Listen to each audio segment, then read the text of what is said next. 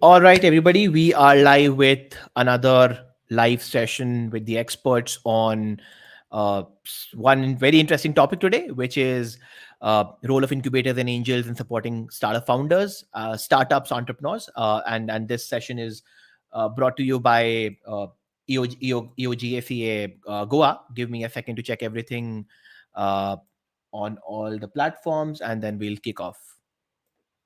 All right. So once again, good evening, everybody. We are live on Facebook and we are already live on YouTube. This session, as I said, is brought to you by EO Goa GSEA 2022. On these live sessions, on these live podcasts, we host industry leaders, startup mentors, successful entrepreneurs, and angel investors.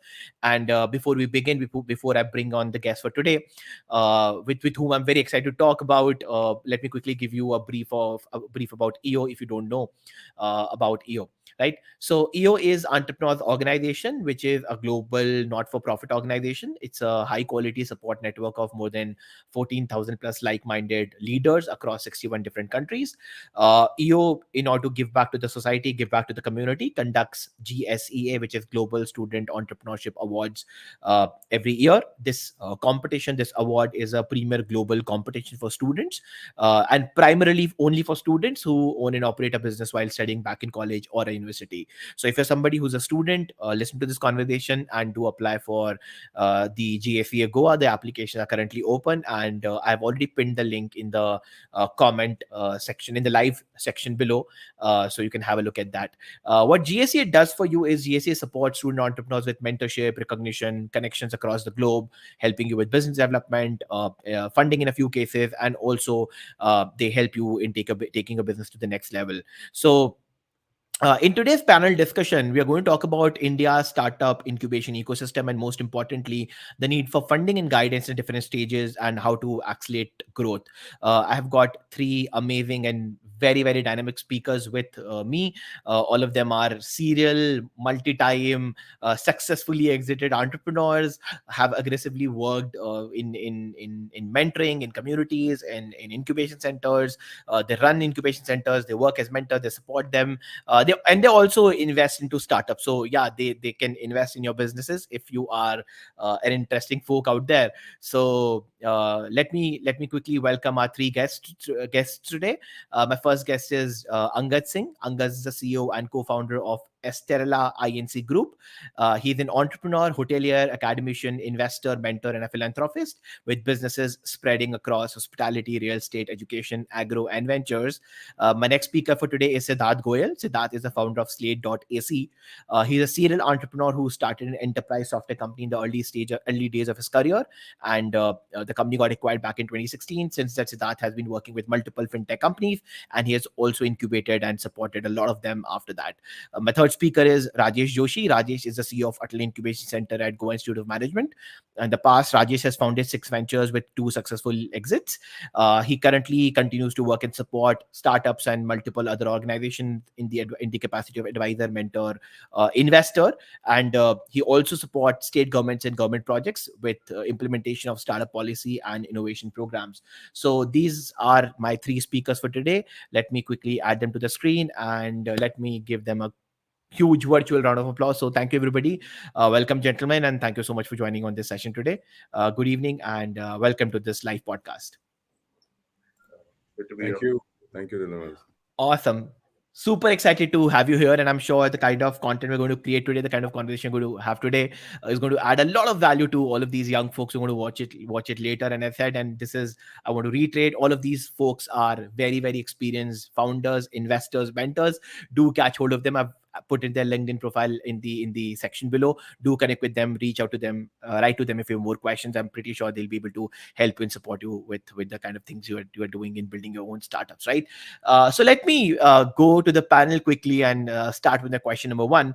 I know I have already read all of your three profiles, and one or two liner intro will not do a justice to what amazing work all three of you have done.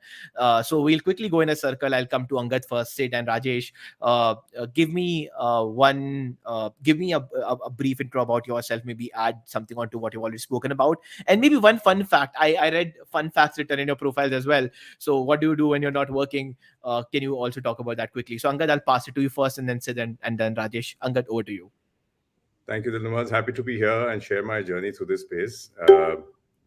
Like you explained, we're into five different businesses.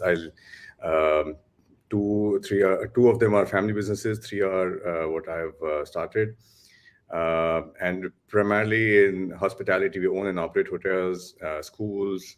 We are doing a commercial, residential, real estate development spread between India and UAE. And I think which is my role, which is most prevalent here, would be in Estrela Global Ventures, which is a micro VC, in which we really have skin in the game in the sense that we invest with startups, and we've been doing that for the last few years. We have a decent sized portfolio in India and abroad. Some of them we invest, some of them we're on the board, some we mentor. So we do primarily in two areas. One is at an angel level, and also as a micro VC level. So I just thought I'll bring my perspective from that space.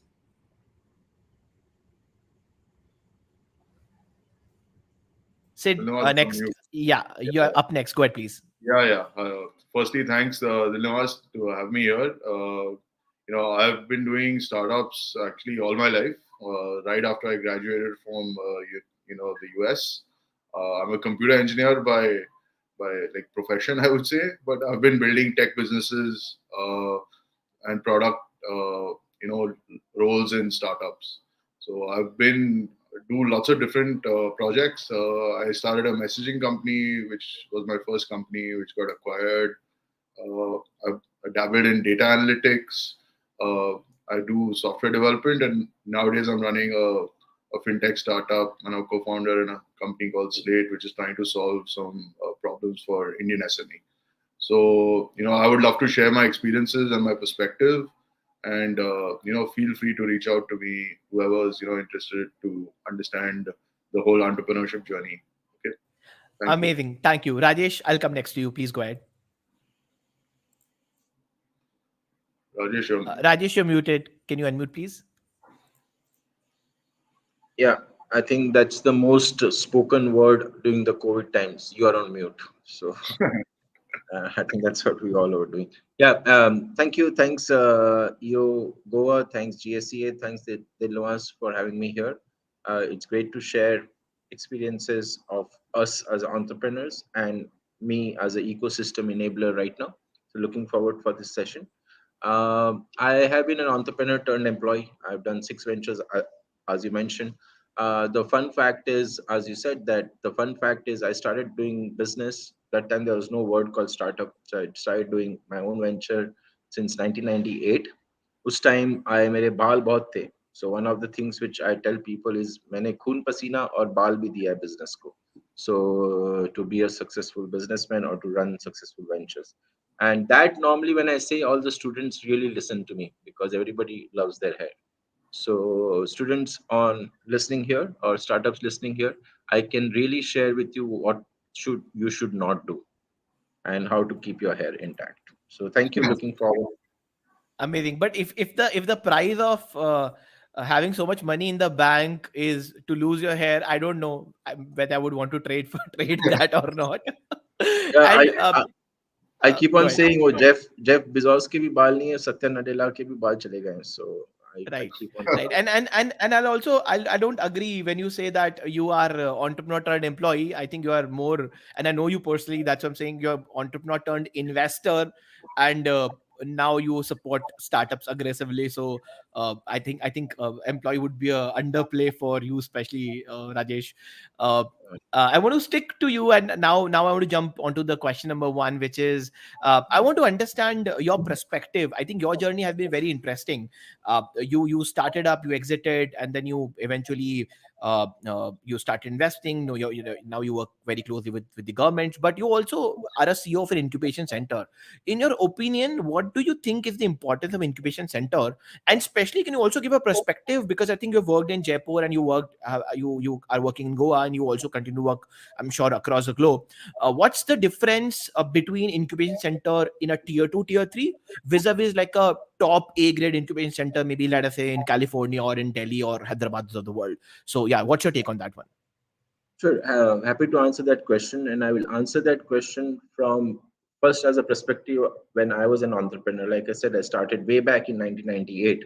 The incubation model in India kind of developed in the late 2015, 16, and 17, right? So the first thing what an incubation does, specifically when I did my businesses in Mumbai or metros, is the physical space. Most of the incubators are based in education campuses, so the physical space which they offer startups, I think that saves a lot of your cash flow.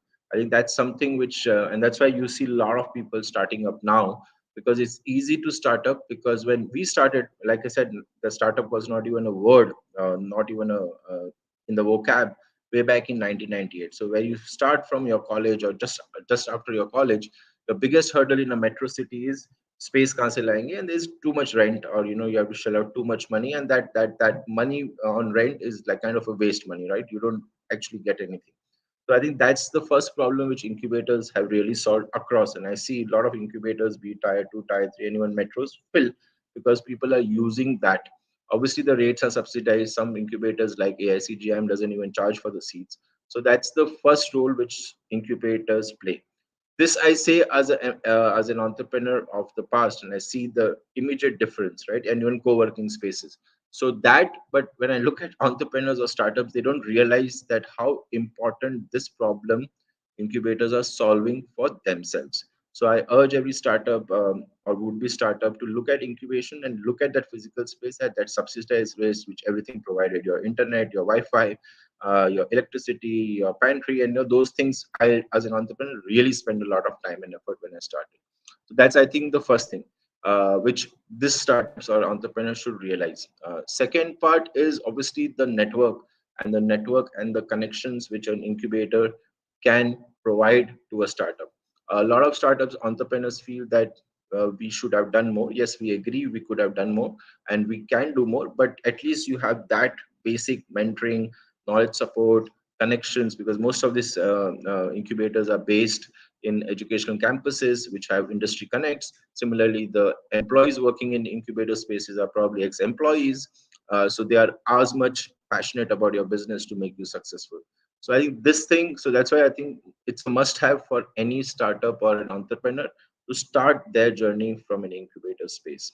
Your second question was the difference. Like What the else? Can importance of the difference between how like from your angle, from a lens, how do you think is the positioning from the importance point of view of an incubator in a tier 2, tier 3 vis-a-vis in like a tier 1 or a metro?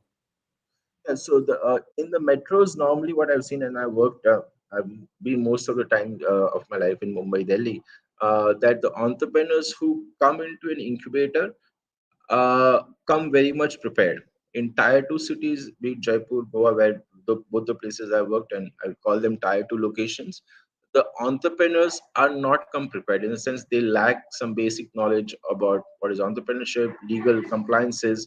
Most of them come with certain ideas. That's why what we have done is we in Goa run pre-incubation program specifically for those set of entrepreneurs. So I think the incubator model for us in tier 2 cities run a pre-incubation program where you kind of refine them, you kind of make them better, make that idea better, make the person better, make the entrepreneur better by giving certain basic knowledge. I think vis-a-vis in tier 1 cities or metros, I think the entrepreneurs are coming prepared. They know the nuts and bolts of the business, what's going to get. Probably they have a better network, so they are very well prepared. So that's the thing, and I think that's how we have changed our models, where we look at entrepreneurs coming from a background where they are maybe lacking on certain aspects. So and then we run programs according. So that's the major difference. However, Pretty. I will say that one of the things, and I was visiting Jaipur last week, and I've seen people in entrepreneurs in Goa. The major difference is entrepreneurs in metros are building valuations, but the entrepreneurs in tier 2, tier 3 cities are building value in the company. They're actually inventing for the Bharat. They're actually inventing and coming and solving problems which are Aam Janta or most of the population of India. Entrepreneurs in metros are just emulating the West business models, and you can look at what's happening and you will see that that data is true. So So I'm excited about entrepreneurs from tier 2 locations. They're so really so building. so so very very interesting point. In fact, I think we should do another podcast on building for Bharat and not emulating the West. And I think that's a different topic. Maybe in the end, would request all of you gentlemen to kind of spare some time for that another podcast, because it's a very interesting conversation. But continuing the topic for today, Sid, I want to come next to you. Yeah, You we were just chit chatting in the backstage, and you said you have incubated a company in IIT Mumbai incubator, right? right. What was your experience of incubating a company in an incubator, and how do you now, after building so many companies and being a serially successfully exit entrepreneur, how do you think incubator helped you in back in those days? And if let us say you start today, once again, do you think will that experience, or will that learning help you? So I just want to take a perspective on Yeah, yeah. your So, company getting incubated. Yeah, your take on that one. Yeah. yeah, thanks, Dil. Yeah, so as we discussed earlier, one of my companies was incubated and founded in IIT Mumbai. It was a great experience actually, and some of the points Rajesh already covered, like taking care of all the basic stuff when it comes to infrastructure, advice. They are quite an active incubator, and they've come and grown to become a very large incubator now. Signed, which is the IT in Mumbai incubator, and basically networking, funding. So all the things which when you're starting a startup, it's already it's a tough journey. There's a lot of risks. Some of these things get mitigated, and you can focus on your core value prop of whatever your business idea might be. So I would highly recommend students out there to look at incubation centers as a great platform to get going. So when this company I had done in the early 2000s, or sorry, late 2000s, so many years ago, and I was much younger then, and it was definitely all the other things were sort of taken care of, and then we could just focus on building the product out, building the business strategy out, and it actually helped us a lot. So, especially with being an IIT Bombay incubator, you get inroads into a lot more, connects when it comes to funding and stuff. So that really is also a very good, added bonus. You've already established yourself at certain level, because otherwise, you'll not even get shortlisted to be incubated out of there. So, like, the stuff which Rajesh and all are working out, they've established a brand, and if you get incubated in those centers, it's really beneficial for you, and your chances of success go up quite a bit. Interesting. Just give me a second, and yeah. So very interesting perspective, and I think I've now received both the perspectives from the incubation side. I want to now change the gear and maybe move a bit on the angel investing side. And Angad, I have been seeing your profile, and you have been an angel investor for over 9 years now, especially investing with Mumbai Angels. I'm pretty sure you would be doing all of this in the personal capacity as well. Uh, I want your take on two things. One, how do you see the angel investing scenario as of right now? And then when do you invest? Like, what's your thesis? Why do you think why you started this entire angel investing thing? So, your take on angel investing, because it's a great way to support entrepreneurs, but it's a very risky also. So what's your take on that? So before I come to that, can I bring in a counter view as well? Because there were two views Absolutely. which were for the incubators. So I agree that incubators bring in immense amount of value, and they are doing a tremendous amount of job at incubating and supporting startups. Having said that, it's also important to realize that there are many startups who don't make it to some incubators or choose not to go to, and that doesn't take anything away from those startups. The reason is many of the startups that we work with, whether as investors or as mentors and the sorts, many of them, or rather very few of them, have come out of incubation centers. So I agree that incubators are important and they play an immense role, but it's not imperative for every startup to be a part of an incubation center. There are startups that have come out of, in case you've got the ingredients right, and you've got certain, the founders have had previous experience or whatever kind of background in that sense. They've Many startups have done really well. So it's not that sometimes some startups say that they are vying to get into one of the best perhaps YC or tech stars, and sometimes they feel really disheartened if they're not able to make it, thinking that perhaps they'll not be able to scale their startups as much, but that's not necessarily the case. Correct. Okay. I also agree, because there was a case study that was done long back, that the number of startups that come out of incubator, how many of them are successful, and so on and so forth. And I think it's a fine balance, between the number of them who have come out and become successful, and the other way around. But I still want your take on the angel investing side of it. Like, what do you see in a startup when you invest? What's your perspective towards angel investing as a support to this startup, and what do you see in the founders in the company when you write checks to them? So your take on that. So angel investing, we've seen in India, is kind of more structured in the sense when you're working with the likes of Mumbai Angels or Let's Venture Titans or even Aniket, and there are various different platforms, IPV. In the West, we've seen, like, we are also part of TCA, Tech Coast Angels in California, and we've seen they are very hands-on as compared to the ones here.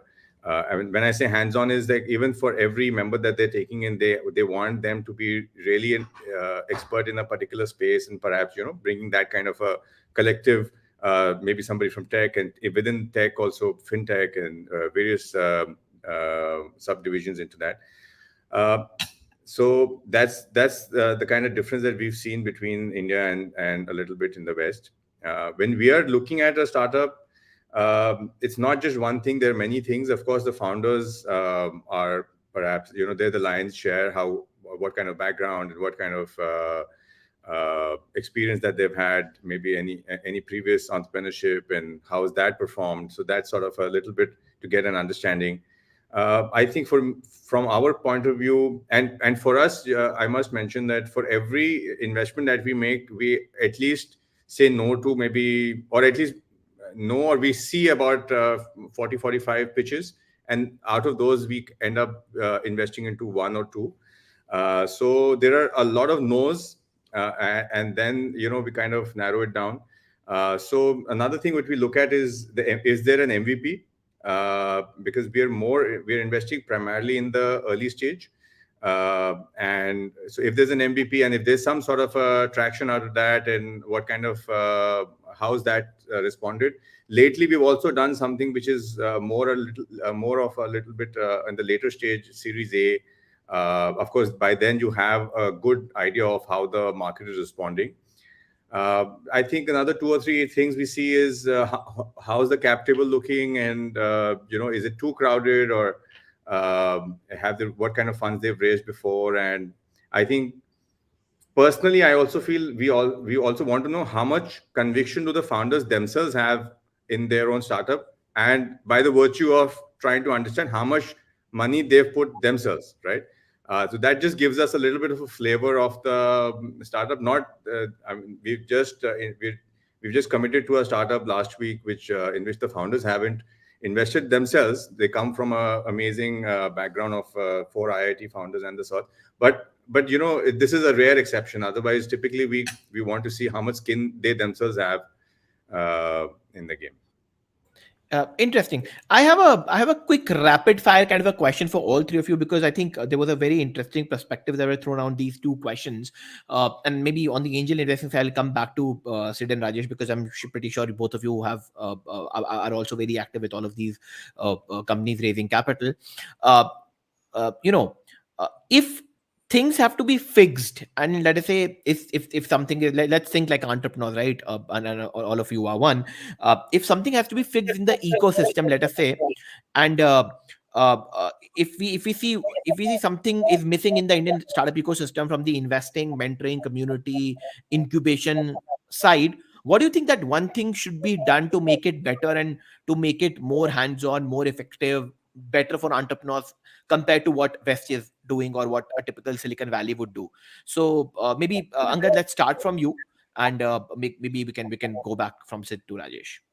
So could you dial it back? You want Yeah. So my so my so my the question Indian? is, let's say if something is broken and we want to fix the ecosystem in India, let's assume, because we had this discussion that the incubators are good, but then a lot of startups do not come out from them, and then the funding is a challenge, and mentoring is a challenge, the community is a challenge, and then startup itself is a challenging journey, and then West is more hands-on in terms of angel investing, where India is not. I'm just trying to create a picture out of all the perspectives thrown. You can even say that nothing is wrong. I think India is the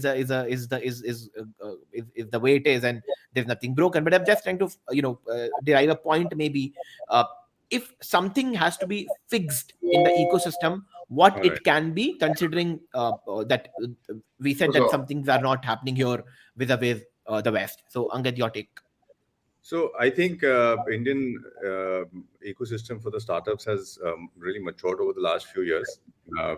We're in a very dynamic economy, which is a lot of people from the West. Many a times when we're interacting, whether it's in the Middle East or Dubai or our the fraternity in the US, and everybody wants to know what's happening in India because they're seeing so many startups coming out and so many unicorns coming out. And even though there is a constant worry about recession in the rest of the world, but everybody's kind of looking at India and saying, okay, it seems that the startup ecosystem is far more robust there, and kind of wanting to look at there. Uh, excuse me. Uh, I think the only thing that could be perhaps added here to this ecosystem could be a little bit of collaboration between certain these networks, whether it is some of the networks. I mean, many of them work in their own sense, but we've seen that in the West, especially, that many of them collaborate in the sense that they put their expertise together. They kind of pull their resources together in order to either support or even have access to certain deals. I think that could be the only thing perhaps that we could add. Interesting. Rajesh, your take on this one. Uh, Being an entrepreneur myself, six startups, two failed, two kind of paid my bills. I think one of the things and I could only talk about this in an open forum like this only after two success, right? Which was Bajao.com and PayPoint, where I got the exit. But we in the startup ecosystem should normalize failure and even celebrate failures. And this is a very philosophical thing which I'm saying, like be it investor, be it incubators, we only talk about the startups which have scaled and become unicorn. I think our honorable PM, I think in the parliament or somewhere, he mentioned this part, that see unicorn nahi banna hai, but आपको startup करना है, because आपके पास एक idea और आपके idea को wings देना है. I think this part we have to celebrate. We don't do it enough. I think we either, like I've said, even the investors, with due respects to the investors, and sorry, Angad, I had to, you talked about incubator in a certain way. I need to get back to you also as an investor and hit back at you. All the investors, they have become capitalists, right? And which is fine. That's the nature. And we can emulate the West here and become capitalist. And I think I was in IIM Bangalore once, and a student asked me that, sir, capitalist is failing India in income inequalities have happened. Socialist has failed in India because people have developed inefficiency because of socialist. So what do you think is the ist for us Indians and entrepreneurs? I said the word purposist, and it just came naturally that we actually need a lot of entrepreneurs who are building with a purpose, who want profit with a purpose. And I think that is the model which needs to be propagated, which needs to be supported. Angad will not get his 100x, 300x, return, but is he happy with the 20x return or a 10x return? Well, lives of people in India change, and we need more startups like that. We need more entrepreneurs like that, and we need them to also fail, because then we need to celebrate the failure. I think it's a very philosophical answer. Probably I'm not giving you what you're looking for, but that's, I truly believe, as an entrepreneur and now as an ecosystem player.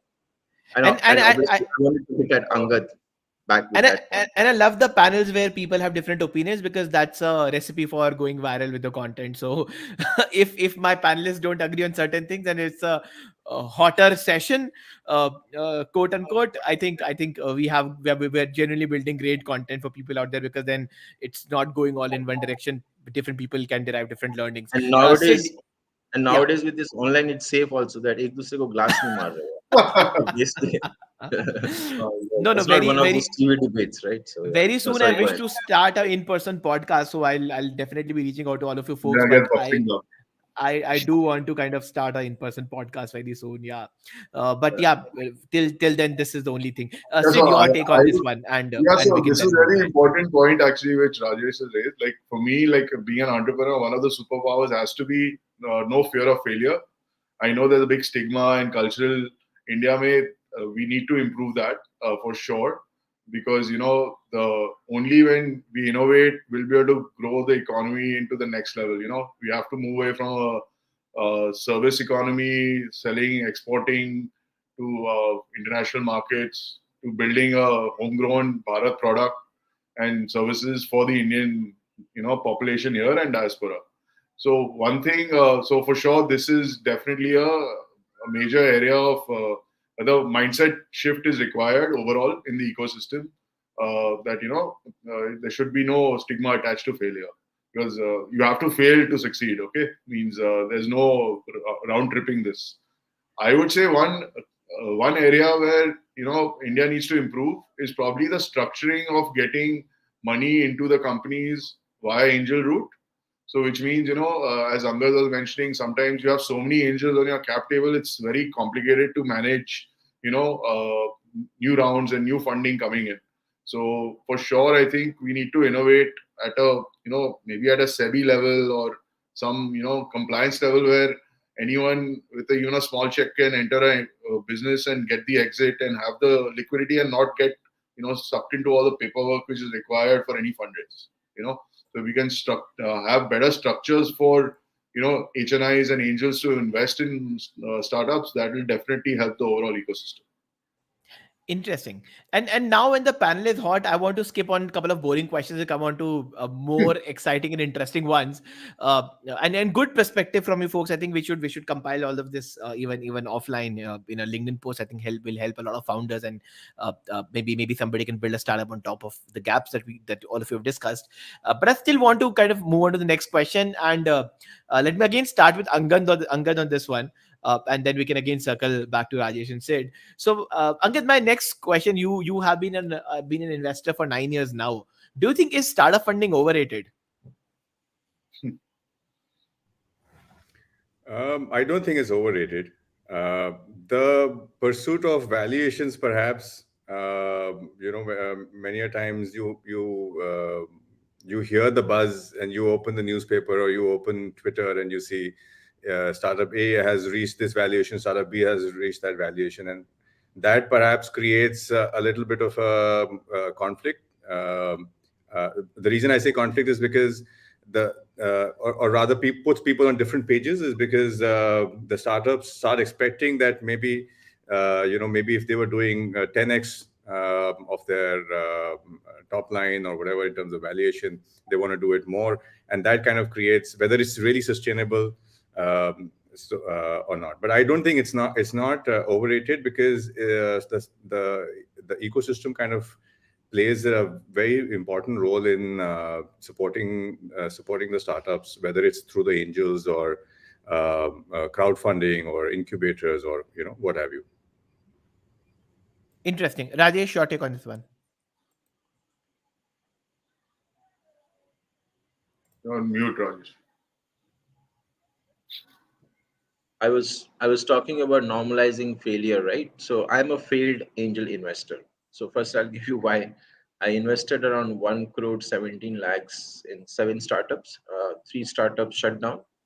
2 startup founders don't pick up my call yet. It's been 7 years. Uh, and 2 startups are running, but I don't hope to make any money out of that. So ये failure से सिर्फ एक problem solve हुई क्या lot of my arguments with my wife end up with she winning because she always brings this point up and say you don't know anything about money, shut up. So that's why I also have that's why I also have huge respect for angel investors who are doing it so well and have done it well. All angel investors who are listening, it's okay to fail. So जैसे मैंने मेरे failure की बात की, you should also talk about your failure because you learn. And I invested in the startups purely for emotional reasons because I as an entrepreneur was from a lower middle class family. I was a disadvantaged entrepreneur and nobody supported me in my entrepreneurial journey, so I invested. So obviously maybe emotionally investing is a wrong thing, which I think a lot of angel investors are doing, or at least the one I know, not as smart people as Angad probably, but a lot of. So one thing, so I'm advising as an angel investor what one should do. First thing is BV, if you're married, ask your wife to support and be part of that decision making. It's very important. Second is a wife or anybody around who are close to you so that it doesn't bite you back in your personal life because failure होंगे success होंगे. Second is don't invest in a business which is exciting for you. As an angel investor, I feel that we have a lot of the HNIs working professional investing, but that's they are taking the route of let's venture iron, and I think that's great. And you need to take that route. But I see a lot of businessmen, a lot of investors from different areas are coming on the cap table themselves or are doing the due diligence themselves. They know a cousin, they know a nephew, they know a friend's son, daughter, and they're investing. I think that's where they are doing it wrong. I think pick up an industry which is favorable to you, where you have an expertise. So, for example, if a doctor wants to invest, if they're not taking a use of any of this platform, then please use or be in the industry which you know about, which you can influence. So this is a take from the angel investor point of view with my own experience of investing. And like I said, startups would always require fund. There are two ways to get funds: either acquire customers or acquire investors. So I think this valuation, this is a dance will keep which keeps on happening between a girl and a boy, right? So this will keep on happening whenever the startup exists forever. So yeah, the market forces Interesting. will do. Interesting. Sid, your take. Yeah, so, human ingenuity has no bounds. We are very creative guys, species, and very intelligent and keep innovating, right? So I think, startup ecosystem is the way forward, to drive the economy. So it's clear to me that, angels are looking to participate in startups. From an angel perspective, one hack which I personally use, I'm also actually in, angel network member. And as obviously you'll understand your own businesses, your own experiences, so you get exposed to new young people working on problems in those specific industries. So it helps you understand these the new innovations which are out there, what gaps they're trying to fill, as well as have the option of writing a small check. So for sure, this is all asymmetric payoff. Most of your startup angel investments will not work, but one, two of them can become massive. So it's better to have some capital allocated to angel investment and obviously promote the whole ecosystem. If you have the a lot of people have the ideas, they don't have the money. You might have the money, then put some of your money where your mouth is, and help the startups.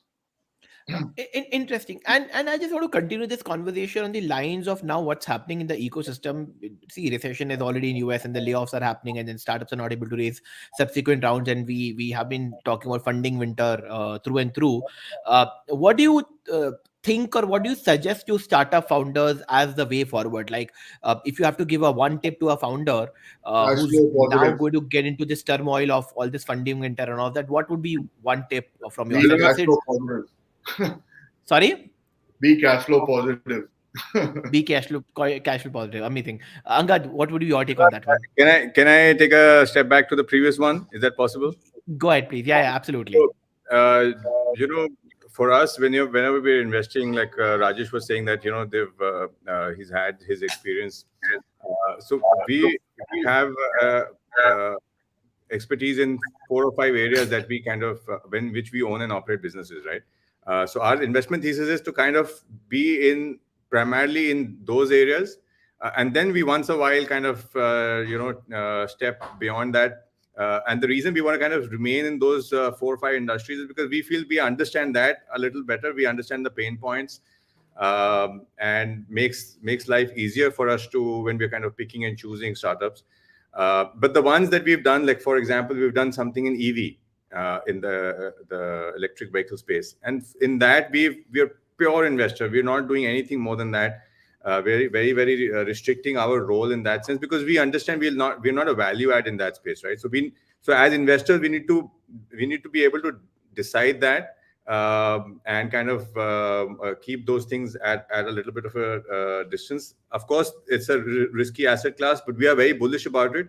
What happens is, normally you hear this very often that if you invest in 10 startups, your chances of success are perhaps 1 or 2 startups only.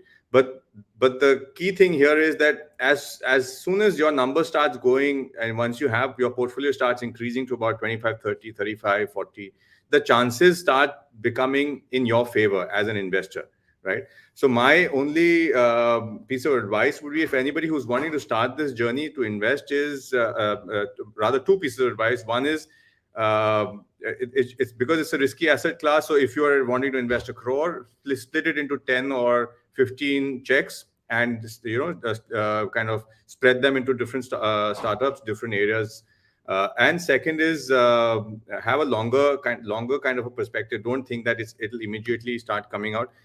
And another thing is, very importantly, is one must have a very clear, or at least you should feel that this startup can at least grow 10x, or 20x. If it's just going to do 2x or 3x, like we ourselves, we feel real estate is better, right? In that sense, 2 3x very easily you see in real estate.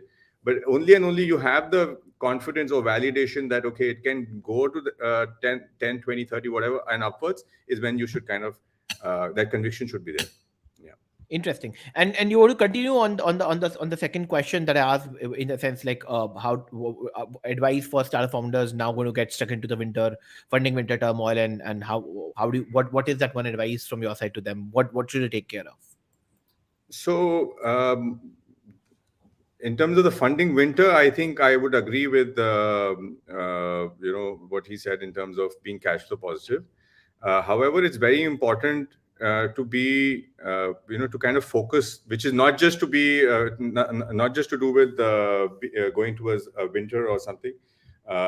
In general, is that one must be able to set the culture in the organization by your, I mean, it should be a defined culture. It should not be a default culture, because culture eats strategy for breakfast. We hear that very often.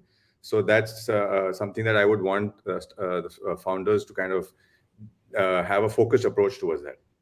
Interesting. So cash flow culture, Rajesh, your take. Please unmute yourself.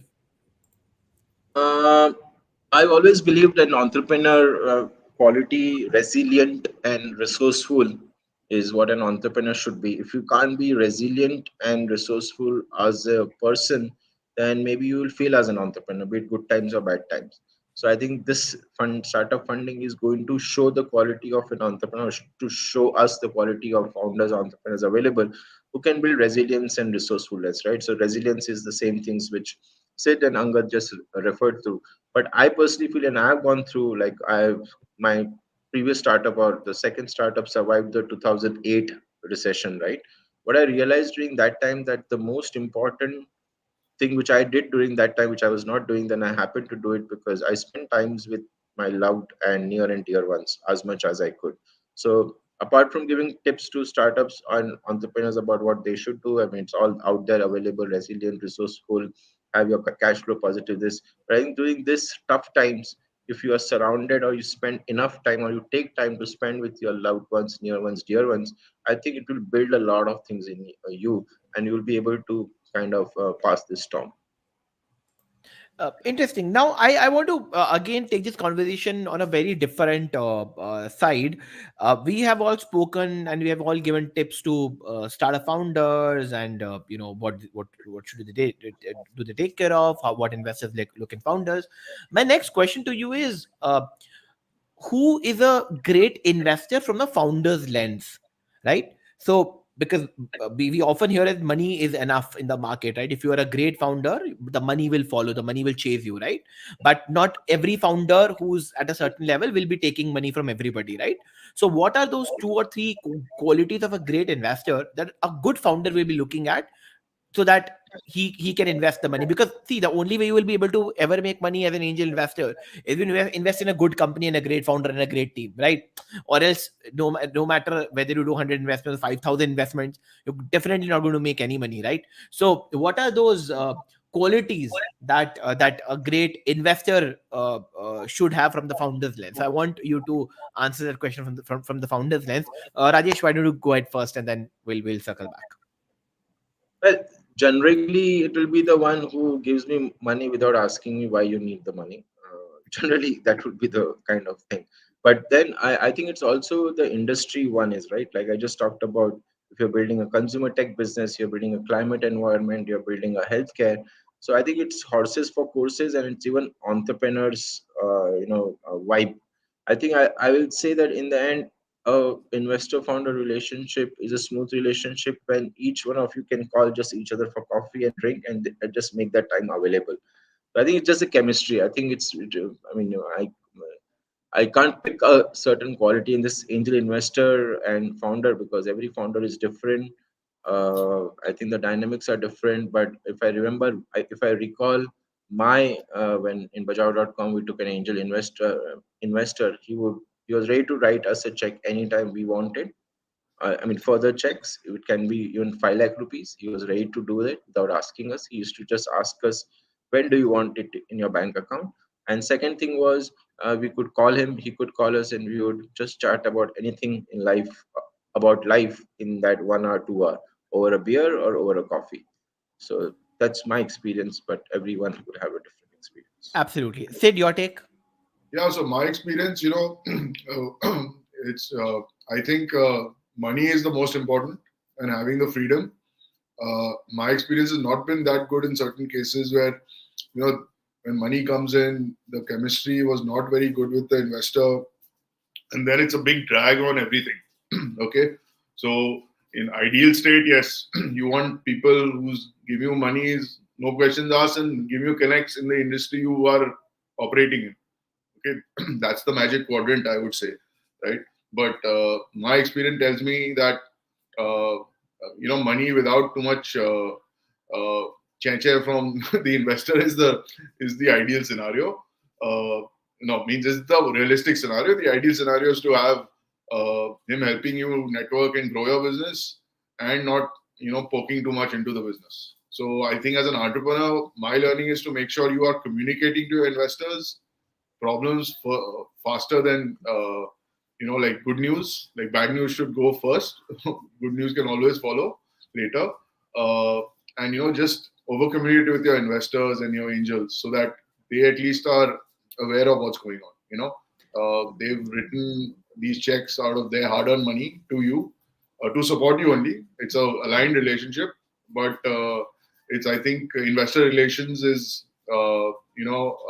in startup founders should focus more on it, and they're so busy doing their own day-to-day stuff that some of this lacks. And I'm talking from my own experience also.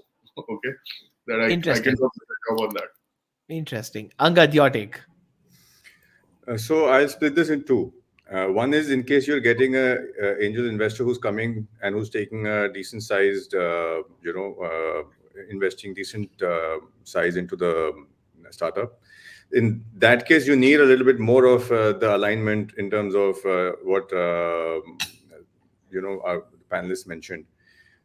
Other than that, so another way of raising funds from angels is also through certain networks, whether angel networks and the sorts. And in case you're doing in that sense, then you don't need that much of an alignment, because everybody just doesn't keep bothering and doesn't keep nagging and the sorts, right? It becomes a little bit more organized in that sense.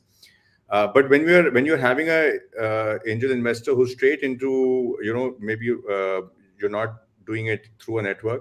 In that case, you have to be on the same page in terms of from a starter's point of view, understand what is the investor's investment thesis, understand what are their timelines, because if those are not aligned, then the investor is wanting an exit, and whereas you're looking at growth, those kind of is a recipe which is going to go through a turmoil, or rather ups and downs. And yeah, and communication is really important, right? Even when you, whether it's direct or whether it's through a network, the investors want to be updated on what's happening, and the things that you've promised or you've committed. uh, Pluses and minuses happen, right? No forecast, every forecast is on an Excel sheet. And pluses minuses happen, but as long as it's communicated well and constantly, some startups also do is they have two or three founders, and one of the founders is constantly outward looking, which is working towards raising funds from round one to round two, and communicating and doing the PR and the sort.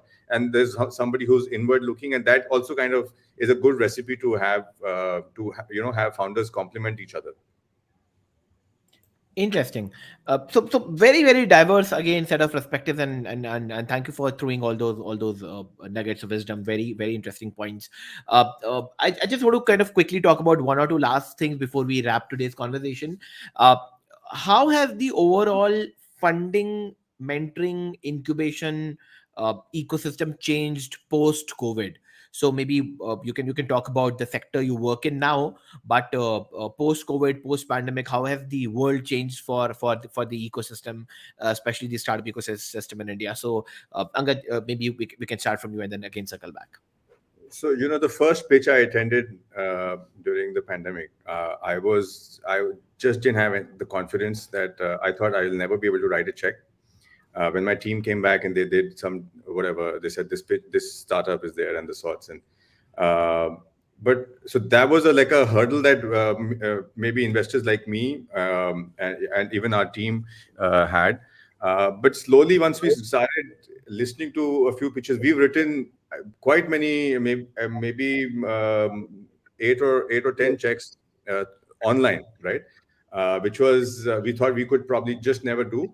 And as a result, what has happened is earlier every meeting, which was a pitch, and so some of the pitches happen for family offices, and then we get invited, and we say, okay, we'll go to Bombay, or we fly to Bangalore. But nowadays, it's become a norm that makes it accessible wherever you are. Even the ones that happen in the US, the TCA, which happens at Orange County, or LA, or the sorts.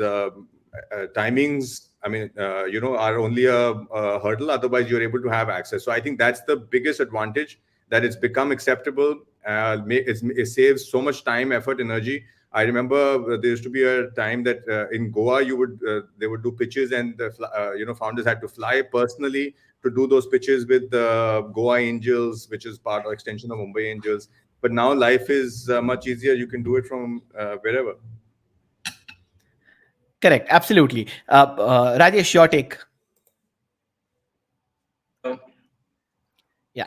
I think, yeah. So, like Angad mentioned, that I think the ecosystem is more. Earlier, it was about कब मिलना है, और अभी it is like जब मिलना है तब मिल सकते हैं, right? So that shift has happened. Because we are used to the digital world. Investors are comfortable, incubators are comfortable. That's why if you see a lot of incubators started with a virtual incubation model. We at AICGIM has started something called on-demand incubation, meaning whenever a startup wants to come to us with a demand, with a requirement, we'll go and fulfill it.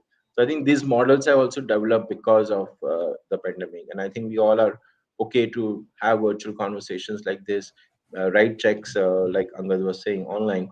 I think what the fallout of the pandemic has been, according to me, is pandemic brought in a lot of businesses, a lot of startup in the digital world. A lot of startups, kind of came in the pandemic world, or their pandemic born startups. I think these guys are having a bad time right now, because Mhm. that digital impact which we thought COVID would create and which would stay, is not surviving the test. So I think a lot of the startup funding winter, a lot of startup closing, which I think will happen over the next 1-2 years, is the reason of pandemic. घर पे बैठे हुए लोग थे क्या करें चलो startup करते हैं. So a lot of people got into the startup with that thing. Second thing is a lot of the traditional companies are catching up with some of the startups what they are doing. So I think traditional companies which earlier wouldn't move as fast because you have to go to the office, their executives will spend 2-3 hours just traveling. I'm talking about metros here, just getting to offices. They use that time to create something new for their company. And that's a lot of these traditional companies I think are coming up with models which are competing with startups, right? So it's a interesting mix what happened during that time. But I think सबसे best ये हुआ कि हम कभी भी मिल सकते हैं, and we are okay with Yeah. this kind of thing. Yeah, and I absolutely agree. If that would not have happened, we would not have been doing this. Like Angad is in Abu Dhabi, you are in Goa, and Sid in Mumbai, I'm in Jaipur. I think Yeah, so planning exactly. this logistically would have been a nightmare. Yeah, so exactly. I think digitization is on means I'm a living example. I was a Bombay guy. I moved to Goa in the middle of COVID, second wave, Omicron wave, Delta wave, sorry, and I'm there. I'm working virtually. So I think for sure everyone's much more used to having these kind of virtual setups. Initially, obviously, it was bad, but yeah, I think dynamics are innovation is the key. Yeah, it doesn't matter a pandemic or created opportunities, destroyed businesses, created new businesses. This is normal. A crisis, kuch na kuch to aata rahega. So, idea is to keep looking forward and trying to solve fundamentally sound problems which can build sustainable businesses. Nothing else. And that can happen in any kind of market environment. So it's not like maybe it's better, it's healthier. These kind of corrections which happen, everything resets a bit. So this is the time to start up. If you've not started, you should start a startup. Interesting. So, your appeal is to start a startup, and then Angad can write checks. Rajesh can provide Yeah, incubation exactly. support, Yeah, and then that's the you way it can goes. always mentor. We have the entire ecosystem here. I can help with pitch decks. And then I think, I think, we make it 10x, and then we sell, and then we get whatever. I think Start it all on four of I think all four of us should start a company together. yeah, it's perfect. So with that, we are about to touch like a 60-minute mark before we wrap up today's conversation. Very, very interesting conversation. I can tell you one thing. I missed on a few questions, and I'm pretty sure that a 1 hour conversation with all three of you will not do the justice. I think we should have another round of this conversation for the questions we missed around mentoring, funding, community, building for Bharat for that matter. But I don't want to extend it too much because there's a dearth of time even from your side, and I don't want to block you. One closing piece of advice from each one of your side, especially on the topic, and maybe any tip, any learning, any interesting insight you want to share and give to the people who are going to watch it later on. That is where I want to close it. So one closing remark, one closing comment, one closing advice, any closing comment from your side. Let's start from Angad, and then we can circle back to Rajesh. Angad, over I'm to you. glad we got to do this one piece of last advice, because this is my peace offering to Rajesh, and I want to agree with him as far as he was telling for how important it is to incorporate failures, right? My thing is, it is very important to kind of fail. But I'm just going to tweak it up with a little bit with Nassim Taleb's beautiful concept of anti-fragile, right? So fail small, constantly keep doing small failures, so that you're you're evolving. And like a big failure kind of creates big issues. Smaller failures help you understand, pivot, and helps you grow. Rajesh. Thanks, Angad. I think Anti-Fragile, I've read that book, and I think I recommend entrepreneurs to read that book. It really builds up, and you'll build a new version of you. My piece of advice, I think earlier you asked what is lacking in the startup ecosystem, right? And we discussed about a few things. I want to say what is too much in the startup ecosystem of India, and I'm guilty of it as well. And I think so are a lot of us who probably are the ecosystem player. what I normally tell entrepreneur startups is there's too much, and even to government bodies, there's too much of gas in the startup ecosystem right now. What I mean by gas is gyan as a service. There's too much happening, and people like us are guilty of that. We started this time, mentoring, sub mentor, but just go. It's like too many things happening. So I think, but this gas part, which is happening in the startup ecosystem, has to be stopped. We need people who will celebrate failures, who will write the checks, who will spend 20 minutes, who appreciates the entrepreneur's time on the other side, gives him short advice, crisp advice, and get the things going rather than have a lot of big sessions. And I think probably students are listening to this, and that's why I all wanted to also highlight this point that if somebody talks to you for more than 30 minutes at a stretch, and only he is talking or he or she is talking, please get out of that meeting. You don't want another teacher. So that's my advice of what's getting too much in the startup ecosystem or gas. Interesting. Interesting. Sid, Yeah, over to you. startup is not easy. Let me be clear. It is a tough road. They say it takes years to become an overnight success. Uh, but you got to think big. Half the majority of the people don't have the balls to do a startup. So think big, and persevere and have the grit, because it's not going to be easy. It's a bumpy road, and there's going to be a lot of pain ahead.